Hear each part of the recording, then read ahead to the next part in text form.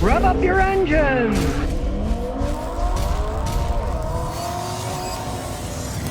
Toyota Tundra TRD, 4-wheel drive. People are always looking for this thing. This guy bought this a few years ago for only 10 grand. Not the horrible twin turbo V6s that they put only in the Tundras now. They don't sell the V8s.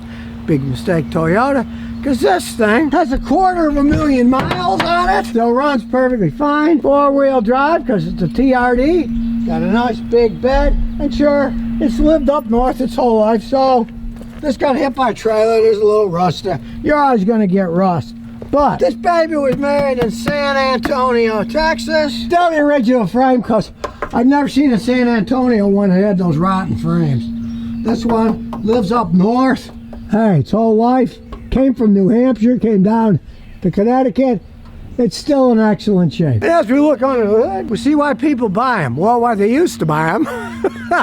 We'll take the stupid beauty cover off, and we can see things. This is an indestructible V8 engine. Now, it is the smaller one. It's a 4.6, okay? The bigger one has a little more power. But, from my experience, smaller ones last longer. They get a little bit better gas mileage. They're still gas hogs. You're lucky if you're pulling 15 miles a gallon, let's say, right? But these engines are probably the stronger of the two. If you're like me and a cheapskate, who needs all that much power? It's a V8, it's got plenty enough power anyways. But these tend to last longer. For example, it's got 250,000 miles on it. Still doesn't burn oil. I've seen the bigger engines, they start burning oil when they get older. These don't. It's kind of interesting when you think about it, because Toyota put these engines in, right? Then what did they do? They made bigger engines. So why, oh why, did they decide a couple years ago, screw the big engines, we're going to put V6s in instead? Now, to me, that's plain stupidity. They had an evolution of making them bigger, stronger, and then put in the wrong engine, these things. Well, that's their mistake. Will they learn from their mistakes? In this case, I doubt it, because I don't think they're ever going to go back to putting V8s in them. They're all into this EPA mandated gas mileage crap. They're still gas hogs anyways, even with the twin turbo V6. I got customers with them. They're lucky if they're getting 16 miles a gallon on the highway. This gets 15, really. Does that make any difference? Typical Toyota in the sense that if you look around, everything's old and worn, because it's all original practically. Now it has a Duralast battery, of course, they're going to wear out. But all this stuff, if you look at it, it's all pretty much original equipment. These things just last so long. They just are indestructible if you take care of the things. ABS system still works. It's still original. I mean, you don't see any new shiny parts. Even the air conditioner is still original. And it still blows cold. It amazes me, the technology that Toyota used to put in their cars. They still make decent cars. Don't listen to that horse manure that these people say, now Subaru is better car makers than Toyota. Well, that's a bunch of nonsense. If you ever owned a Subaru or read a little bit about it, they've had engine transmission problems forever. They're cheaper made. A lot of them don't even have a temperature gauge on the dash. Right? They have silicone glue gaskets on the engine, where the Toyotas use actual gaskets that last longer.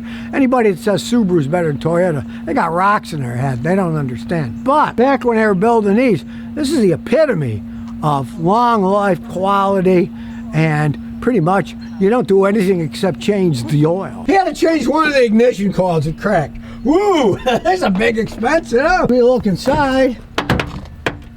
Of course, this is going to be worn. People climb in and out and sit here. But guess what? It's worn, but it's not torn.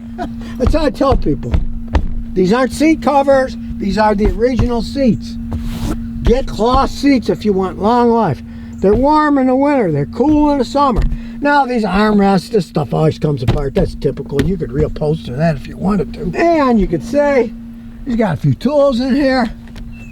The seats are still in excellent shape. When you put them up, you got room to throw crap, and a giant bed. So let's see if I know what I'm talking about. We're going to hook up my giant scan tool, and we'll see what shape it's really in. I don't expect anything strange, but you never know. There we go. Turn the key on. All right, green light's on, and away we go. So it's going to do a basic topology scan, so here we go. And while it's going, you can see, still in good shape. Dash isn't cracked. Yeah, there's some wear here, but it's got 250,000 miles on it. So, And you can see the four-wheel drive systems, all electronic. You don't have to go outside. Simple systems, one control left side, one control right side. Hey, everything's so easy to use. It's old, so it's got a CD player and an AM/FM radio, but it has some USB aux stuff, and he's added some stuff here so he can plug right in. So it's got 4 codes, but it looks like they're all crazy ones. One is the airbag system. They always get a little squirrely when they get old. The code for the airbag is occupation classification system fault. Side airbag sensor. Historical ones. So who cares? The seatbelts work. We'll erase them anyways. Well, those are gone, so here we go. Occupant detection. Well, that's part of the airbag system, so probably something a little squirrely in that seat. Let's see if it's the same type of code. Thinking about that code, and what is it? Same as the other one. Positive line open.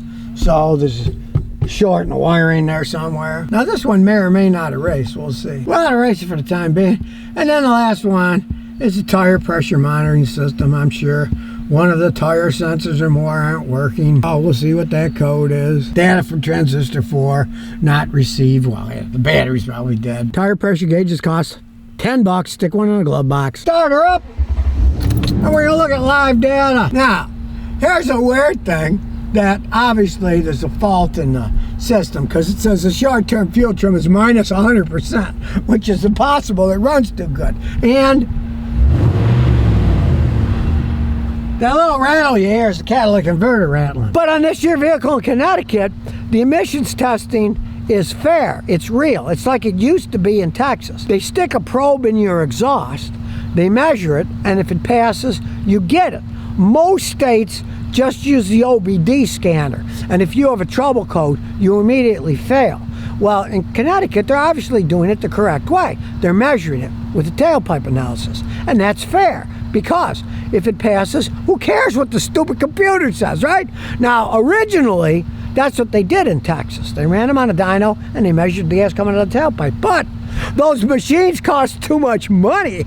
So all the inspectors in Texas said, wah, wah, wah, we don't want to buy these $80,000 dyno and 5 gas analyzing machines. They said, okay, well, all the cars after this year, we'll just plug them in and we'll do the test plug-in. And now they're just plug-in tests in Texas. They don't do dyno tests anymore. So if you live in an area that does dyno when it passes, who cares? It can rattle all at once.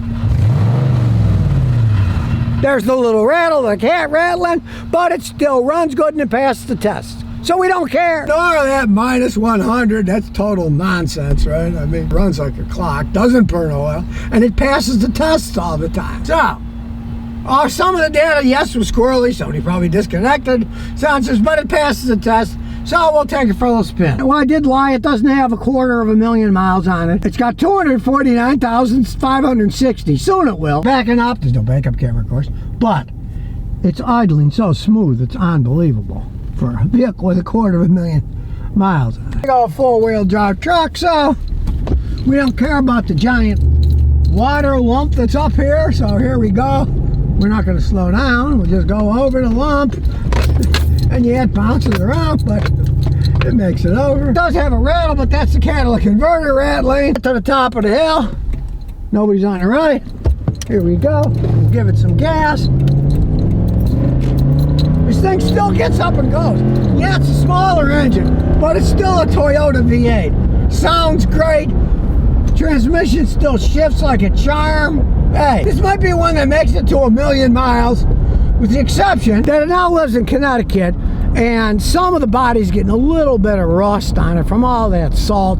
You saw how the bumper in the back was all rotten and pushed in. Oh, we'll go down the road towards the beach.